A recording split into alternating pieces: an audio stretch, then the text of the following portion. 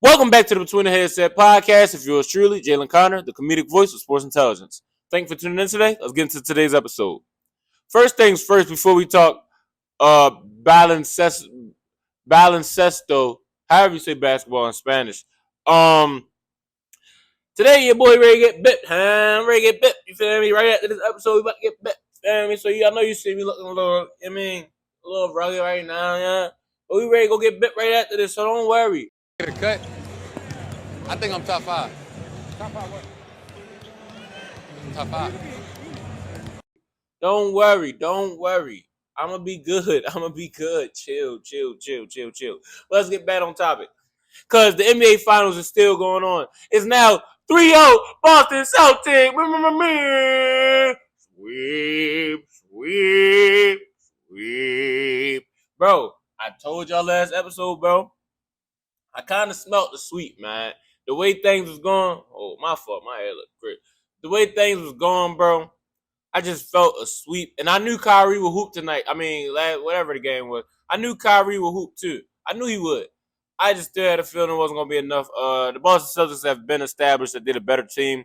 Like no matter, like you put both of these teams at their full, at the best, they both get the best of their best. Boston still can win by 10. So yeah, they proved it a better team. So kind of felt like they was gonna win Game 3. Now I'm stuck on the sweep. They're going to sweep him, man. I'm going to sweep, man. I feel like they're going to sweep him. Kyrie was able to pitch in 30, what? Like 35 last game, and it wasn't enough, bro. It just wasn't enough. 27 from Luka, 35 from Kai. Still wasn't enough. Boston able to win a 7-point game. So, Dallas, as sad as it is to say this, because we all had so much hope going into the finals after watching that amazing Western Conference Finals performance by Dallas that, they might actually have a shot to beat Boston, but no, they actually have no shot. So like no shot. So yeah, all the hate Boston was receiving in the regular season, just people just hating on them for no reason, saying they're gonna get here and fold this and the third, like totally disregarding that this team won 64 regular season games. Like this is one of the greatest teams like in NBA history we're watching right now, and people still like thought they were just going to fold in the playoffs. Like I know it's Boston, but I knew they would get to the finals. I caught it in the beginning of the season when they had the roster. They're going to the finals. I didn't know if they would be completely healthy, which they're not, and it still doesn't matter. And I didn't know Jaylen Brown was going to perform the way he's been performing alongside Jason Tatum, who's been doing enough, and the rest of the supporting cast that I knew would do what they do. So this team is even better than I thought they would be. So yeah. But let's get into the keys of last game and why the Celtics were able to win Game 3 and go up to a 3-0 lead.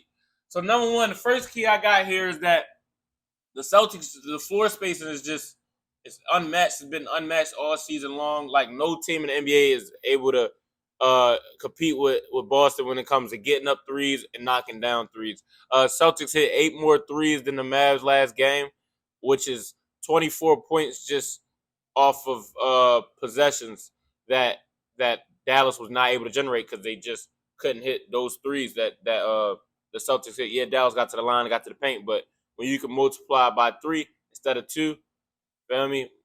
Ultimately, it leads to wins. So they able to get eight more threes in the basket because they just early and effective offense. Like they don't pass up any good shots, bro. They could see it could be 20 seconds left on the shot clock, bro. If they swing to Derek White and the closeout is slow, he's letting it go. He doesn't care, like, first pass. No, their coach understands that, too. They have 5 stars, meaning that everyone can go.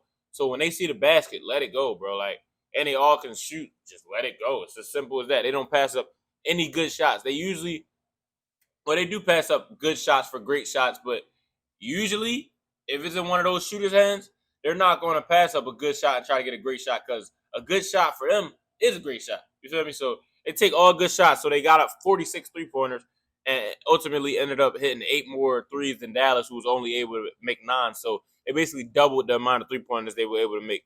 And they also had 7 players on their roster with a made 3 in comparison to Dallas, who only had 3 players on their roster with a made 3 or 4. So that's a huge difference right there. It just shows you like the depth and the floor spacing throughout the whole roster.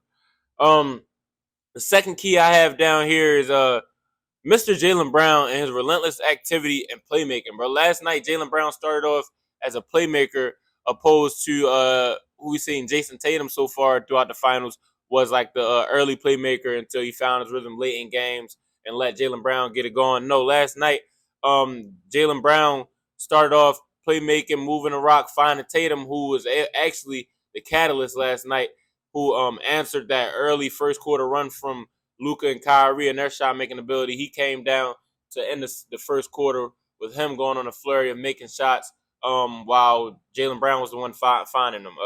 And just just working on both ends like he always does. Jaylen Brown ended with 30 points, 8 rebounds, and 8 assists, and a plus 13 plus minus. Like that's a superstar for you right there. He did it all for the Celtics last night. Started off playmaking, ended off knocking down shots, a big time shot to give him a 2-possession lead in the clutch. So Jaylen Brown, relentless activity has been amazing on both ends of the floor the whole season, really, and I think he is an elite player on both sides of the floor. He's proved it.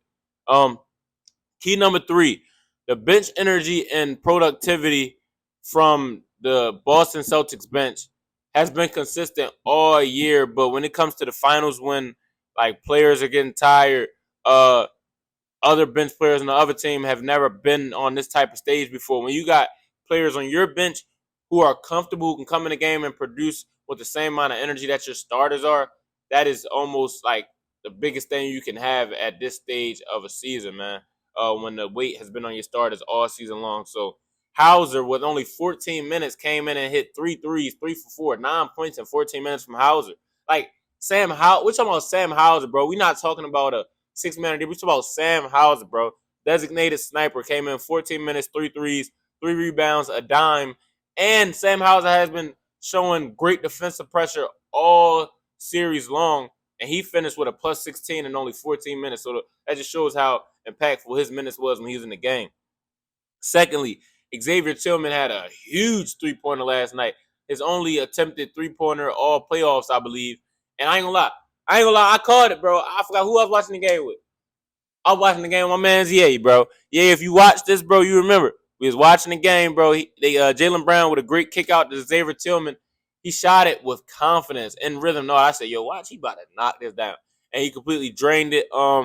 It was a timely three and a momentum shift. I think that was during that 21 point. Well, when Boston was building that 21-point lead, I believe that's when he hit that shot. It was either then or when they would have come back from the Dallas rebuttal after they made their run. So that big three-pointer, 4 rebounds, 2 blocks, and all in only 11 minutes from Xavier Tillman, and he finished with a +9 plus minus. Like that's absolutely huge minutes. Like 2 blocks in 11 minutes. Like 2 blocks is what people average in a 30-point game. 30-minute game. Like that's huge from Tillman. So great minutes from the Boston bench. Now let's head over to the Dallas side and let's see what they did wrong, man. They just can't seem to get a W, 3 L's in a row. So they've been doing stuff wrong. Clearly, it's not just unluckiness for Dallas, and we're gonna dive into it. Number 1 for Dallas, I feel like they had some wasted minutes last night on the floor. I've been talking about why they haven't been playing Tim Hardaway Jr. all playoffs. He was their third scoring option early in the regular season. He was averaging 20, and I'm like, bro, why is he not playing? So last night, Tim Hardaway Jr., 19 minutes with only zero. Not with only 0 point. 19 minutes with 0 point. Time out, because I be getting in a flow state sometimes. But I just be reading and I don't even be really thinking. Bro, Tim Hardaway Jr., bro, you were averaging, 19 minutes, 0 points, minus 16 plus minus. Now I'm angry. Minus 16, bro, 0 points. What are you in the game for? You don't do nothing else. What are you in the game for, bro? You're a shooter. Shoot the ball. Make shots. Please, they need it. Kleber, 8 minutes. 0 points. Minus 13. What is he actually out there for? You're not really big enough. He's supposed to be a shooter too. That's 2 shooters right there coming off the bench. Not knocking down shots when we got Sam Hauser coming in 3 threes in 14 minutes. Where's the productivity? Minus 13 off the bench. Josh Green, 22 minutes with only 2 shot attempts. He had 1 3-point attempt. He made it. Huge 3 for the Mavs in the comeback. Why are you only shooting 1 3, Josh?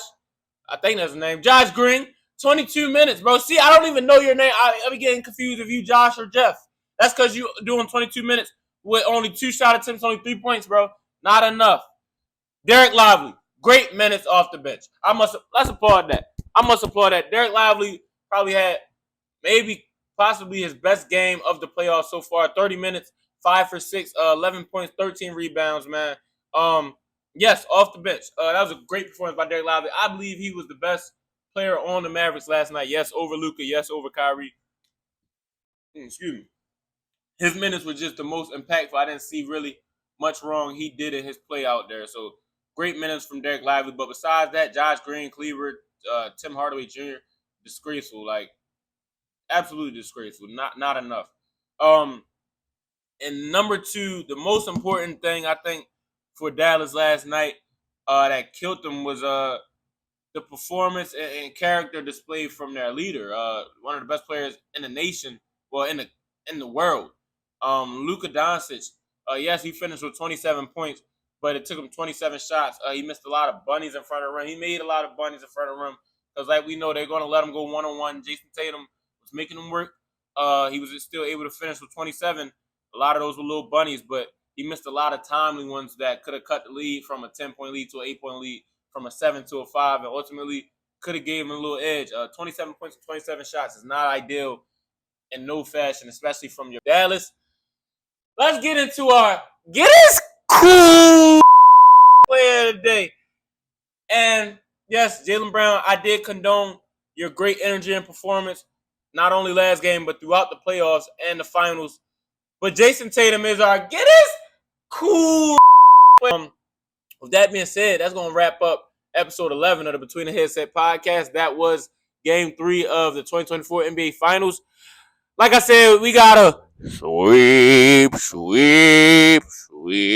on the way, I'm afraid. Boston Celtics, I'm going to give y'all early congratulations. Y'all have outdone yourself, truly. Y'all are the best team in the NBA, so hopefully y'all sweep and get it out the way so we can talk NFL free agency and trading.